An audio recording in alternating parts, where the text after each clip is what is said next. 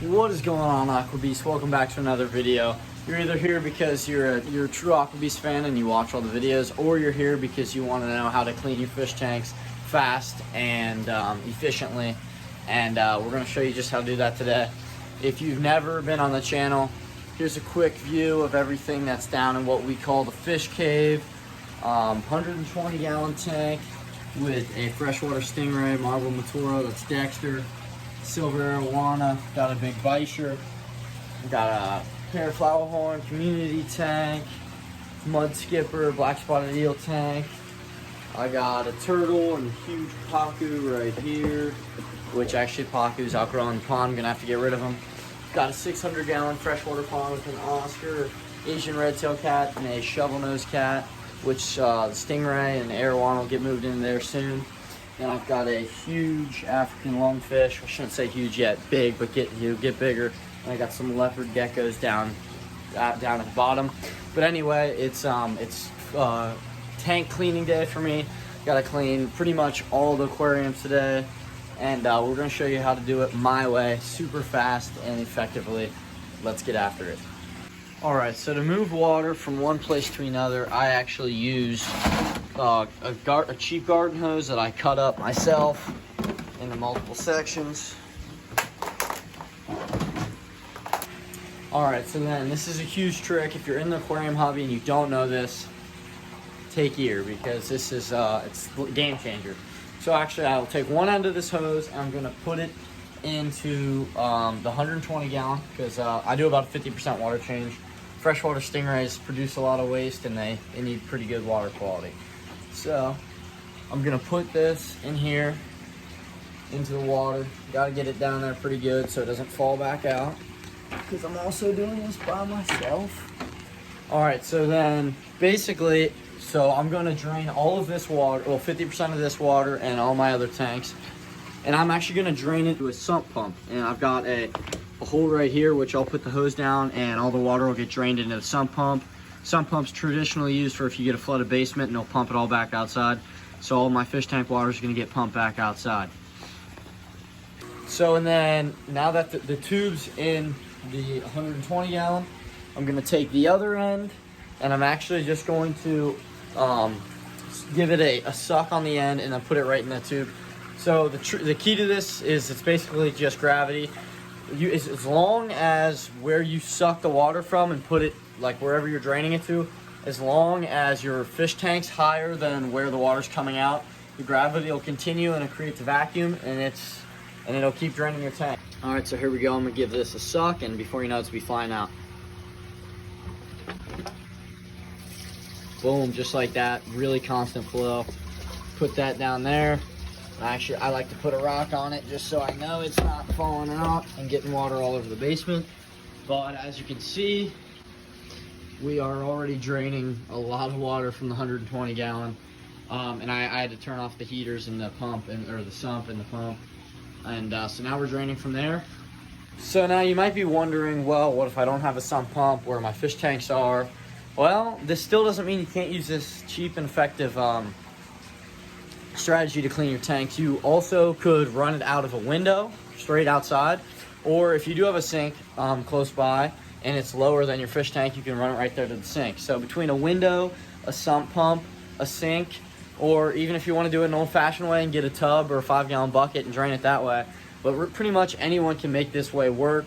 You can also, there's the things you can attach to the sink and it'll bring it right there. And the water, you can turn the water on and that'll cause a vacuum. But this way is just super effective. And the nice thing about this is I can actually run multiple at once. So right now we're gonna hook up another hose to the 600-gallon pond and start draining that at the same time as I drain this. Makes it so much faster and effective, and this drains it really quick. All right, so I got this tube in the pond and I'm gonna do the exact same thing. Just give this a suck and I'm gonna stick it right back in there. All right, so just like this, I am draining 2 big tanks at once, and it's literally been 5 minutes and look how much is already drained. So yeah, so I'll get back to you guys when this is getting lower, and then I'll show you guys how I move these tubes to tank to keep the suction, and then I'll show you guys how I fill them back up and how I keep them clean.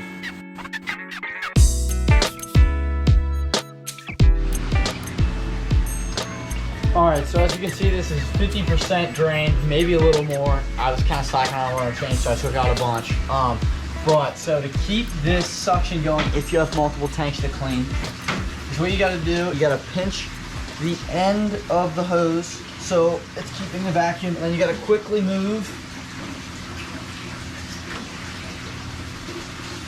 and put it in another tank to keep the vacuum going. So now that I'm in this water, I'm actually just gonna drain about 30% of this tank, and then I'll just keep putting my finger at the end of the hose while it's still in the water, and then you just move it into another tank, pop your finger out, and the vacuum should still be there. You kinda gotta be quick with it, but it works.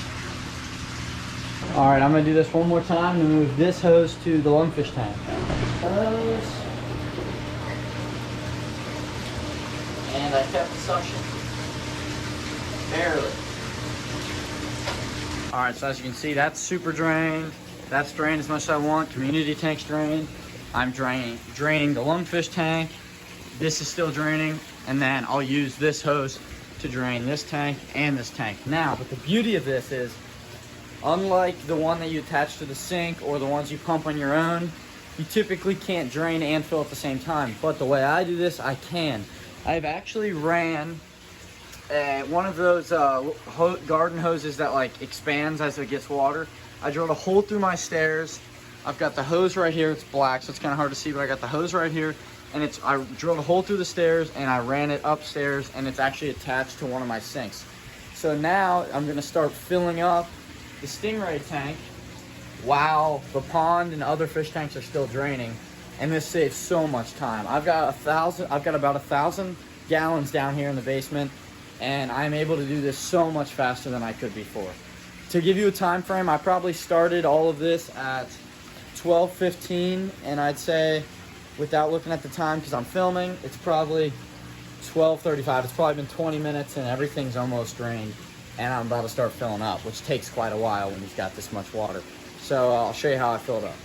All right, so the hose comes up through the hole in the stairs right there. I just run it over through here. It's pretty stretchy. And then I just attach it.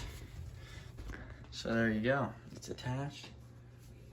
And then I just adjust the water temperature. All right, let it rip. And I should have flowing water downstairs.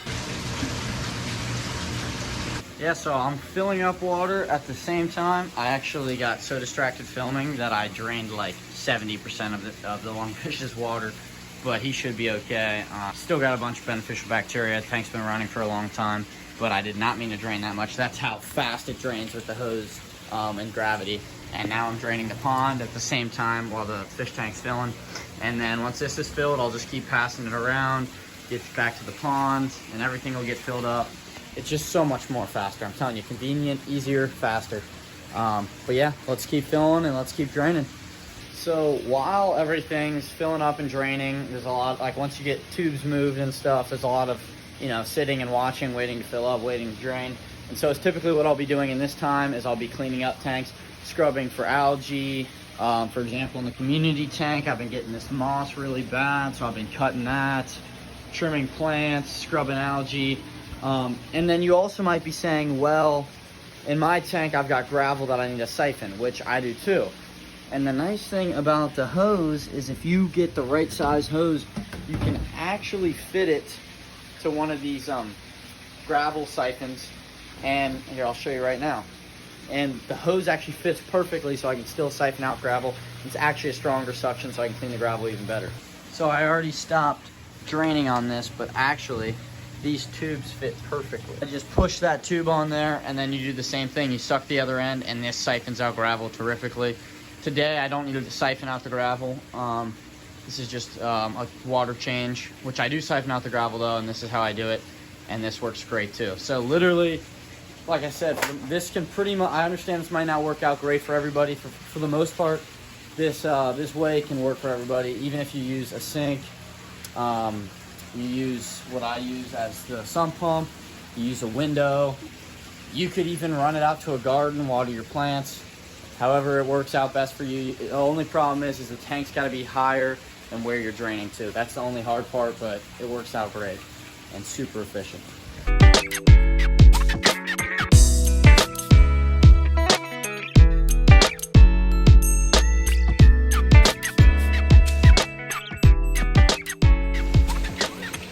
Still filling. Yeah, this is the part that can take a while.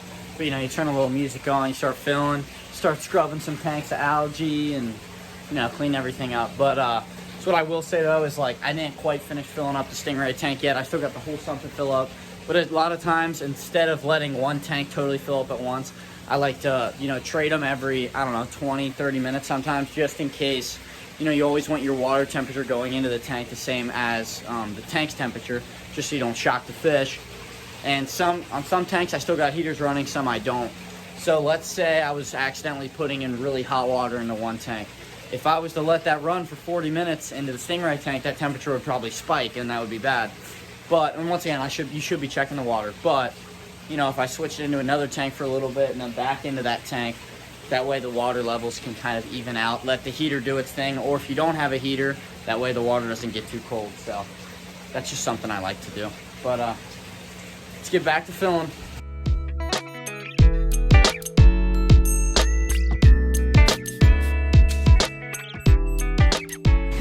All right, it's probably been about 2 hours now. Still in the filling game, which, like I said, I mean, it's not that hard. You just move a hose around, fill up tanks. You can do other stuff. Although the only thing that stinks about this one is I kind of have to just stand here. Otherwise, this just kind of slides out. So I need to get like a clamp for that. But yeah, we just still here jamming out the music and filling up tanks. Nice thing is, up next is the big pond, and I can just let that sit for like an hour and a half and not even worry about it. So keep filling. All right, so it is actually much later here today. I ended up doing some other stuff. It took me a long time to fill up, but anyway, I'm back. And I just finished, I just cleaned, I just scrubbed and, moved rocks around, made the tanks look better. So everything might be a little murky right now with all the scrubbing and stuff, but everything is filled up and clean. 50% water changes are done. Yeah, everything is it's looking good and where we want it. Pond's back filled up. But yeah, so I mean, literally it probably took me to do everything, drain all of my tanks and fill them all up. Probably took me pushing 3 hours, which, considering, and most of that's just filmed up, which takes all that time.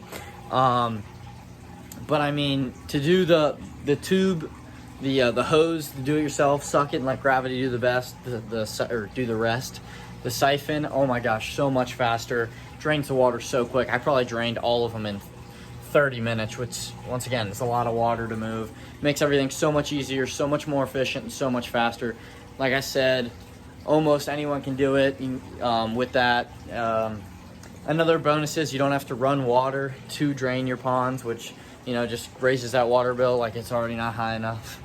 But yeah, I appreciate you guys tuning in. I hope this really helped you. You learned something. Maybe you found a new way to clean your tanks. But yeah, if you enjoyed it, give it a like, and make sure to subscribe, and I'll catch you guys in the next one. Thanks so much for watching. See you next time.